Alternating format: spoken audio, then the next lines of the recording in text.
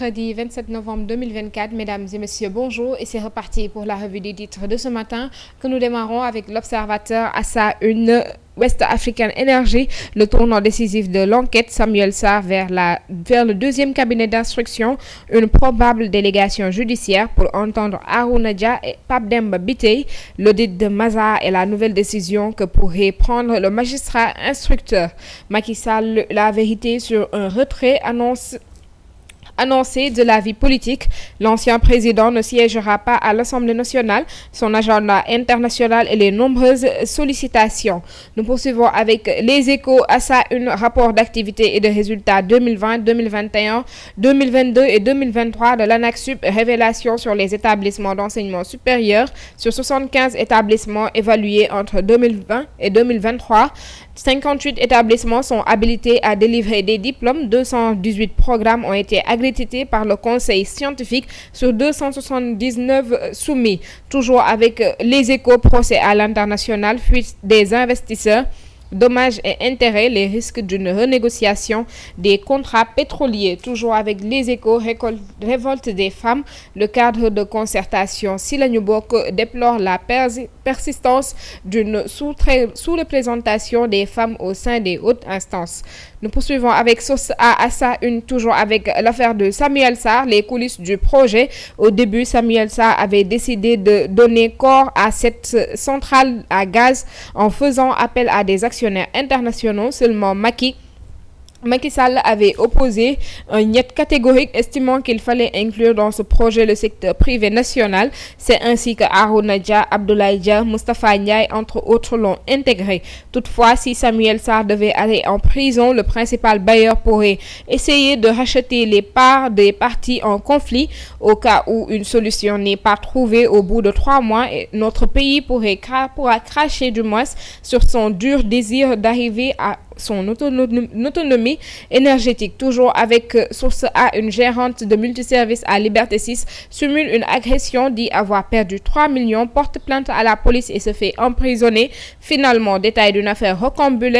Et nous poursuivons avec la grève générale de 72 heures les 4, 5, 6 décembre 2024, rétention d'informations et boycott des supervisions pour non-respect des engagements signés, le plan de guerre de Chersek et compagnie.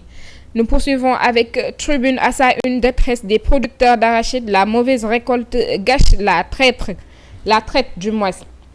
Le prix du kilogramme d'arachide fixé à 305 francs pour étouffer la récolte catastrophique. Les paysans n'ont pas souvenance d'une aussi mauvaise récolte de l'arachide. Cette année, le monde rural est sous la menace d'une insécurité alimentaire. Toujours avec Tribune, suppression des fonds politiques, d'agences et de services inutiles. Première décision attendue de la nouvelle Assemblée. Lutte contre la criminalité transfrontalière, des patrouilles mixtes sénégalo-gambiennes déployées dans le Fogny. Nous poursuivons avec le quotidien à sa une, le front social en ébullition, la fin de l'état de grâce. Les syndicats de la santé et de l'éducation annoncent des grèves pour décembre. Le campus de l'UAS de Ziguinchor transformé en champ de bataille. Toujours avec le quotidien, changement de dénomination, Free devient Yas, commercialisation de l'arachide, l'État fixe le prix à 305 francs, violation du secret de l'instruction, Blanco suspendu par le barreau de Paris. Nous poursuivons avec Libération à sa une, affaire Jérôme Bandiaky, traque des présumés nervis, les derniers rebondissements de l'enquête, le lutteur Bathba alias Mbeuss conduit devant le doyen des juges et écroué, cité par Jérôme Bandiaky comme étant celui qui lui a vendu une arme retrouvée chez lui.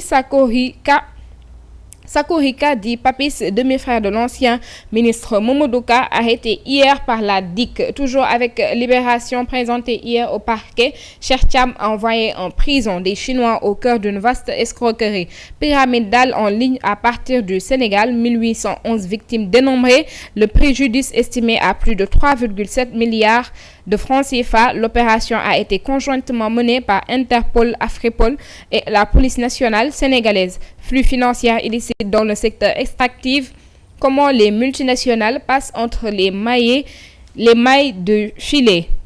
Et nous terminons cette revue avec Tribune Sport. À ça, une sanction financière.